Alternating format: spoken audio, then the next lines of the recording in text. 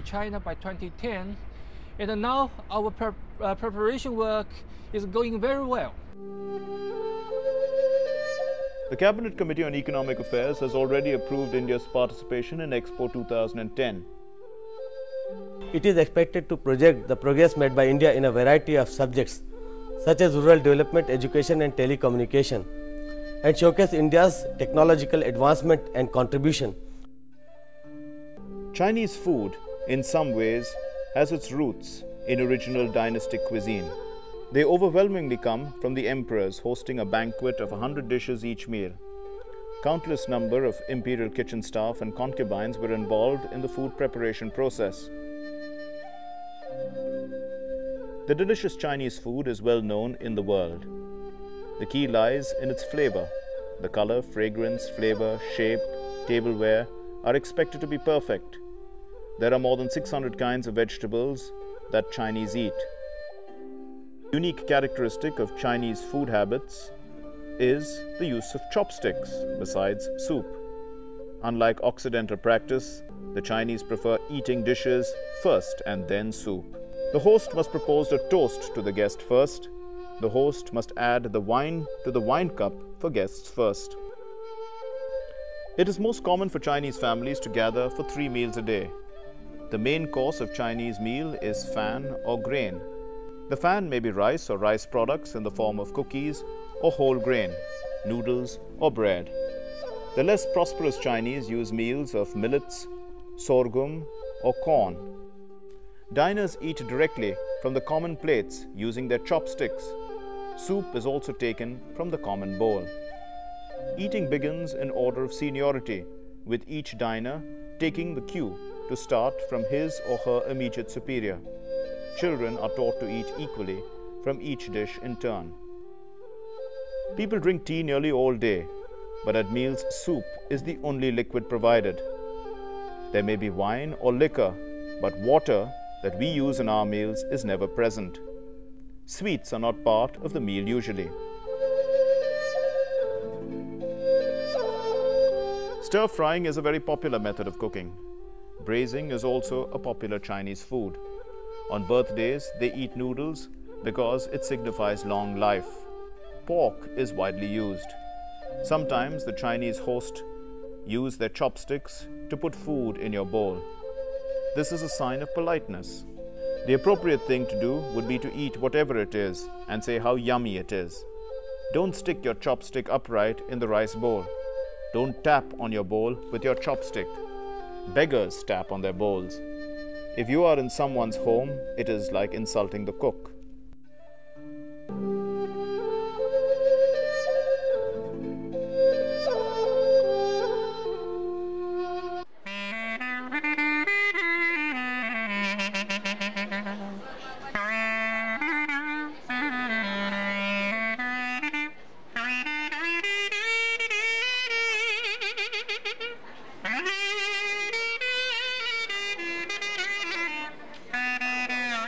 Mr. Yong is an artist who has performed with the Chinese bamboo sax in the 6th International Art Festival in China and with various other famous orchestras.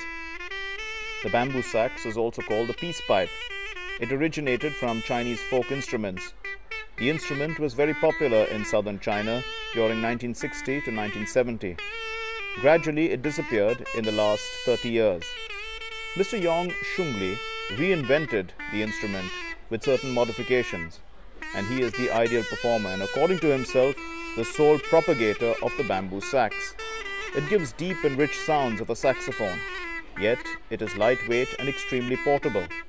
It is a good souvenir from Shanghai.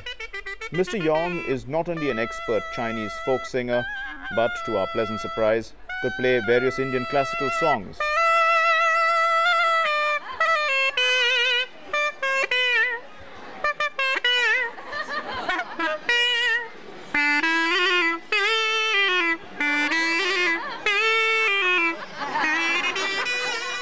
As a master of the Chinese bamboo sax, Mr. Yong describes the history of the instrument, the process of making it, and learning to play the peace pipe.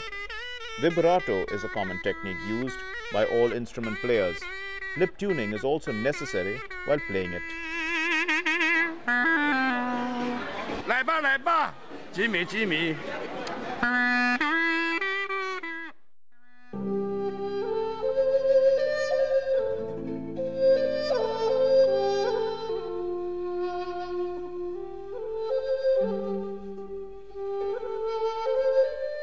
In the old town of Shanghai, there is a beautiful classical garden known as the Yuan Garden. It was constructed 400 years ago by Pan Yun Duan, a senior official in the Ming dynasty. He built this garden for the sake of his aged parents. This garden is a testimony of the strong Chinese tradition of paying real respect and taking care of parents in their old age. With the decline of Pan's family, Yuan Garden became dilapidated. It was bought by some rich merchant in 1760 who spent 20 years in its reconstruction. This garden became again the victim of wars. In 1956, its restoration project was begun, and in 1961 the garden was dedicated to the public.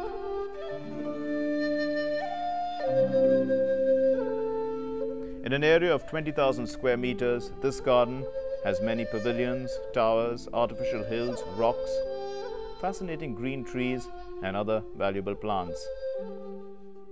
Spacious Sansui Hall represents prosperity. It was used for official ceremonies. The Chinese characters mean fortune, prosperity, longevity and happiness. Behind Sansui Hall, there is an elegant and charming two-storied pavilion with 4 uprising roof corners. Huge rockery made of yellow stones is the essential beauty of this garden. A lion made of iron has exquisite craftsmanship. A dragon on the wall of Dian Chun Spring Hall has lifelike appearance. Goldfishes are the attraction of the Jade Water Corridor.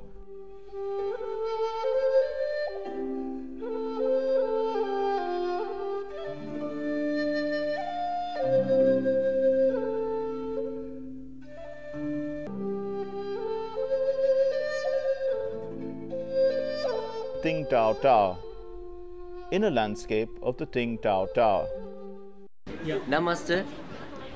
I am Tobias from Germany. We are visiting Shanghai with my parents.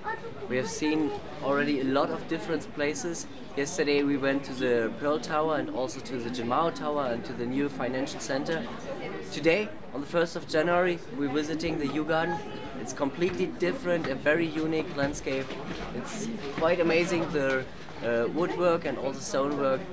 It's really interesting. All the fishes down here, they're watching us. Very, very interesting. The intriguing holes and wrinkles are the real beauty of the exquisite slender-shaped jade peak. It is said that if you pour a jar of water over the top, you can see a myriad of streams running out of the hole. Yuhua Hall was constructed for the purpose of study by Pan Yun Duan, the owner.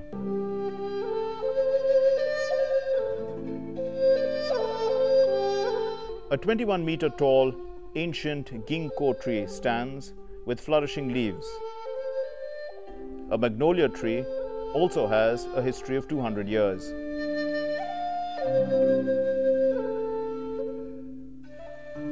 The 3-storied building is the highest in the Yuan Garden.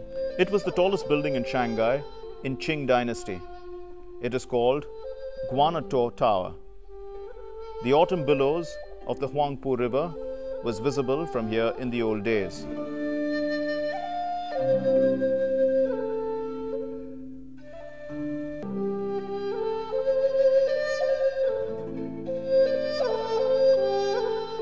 Yuan Garden also has an ancient stage.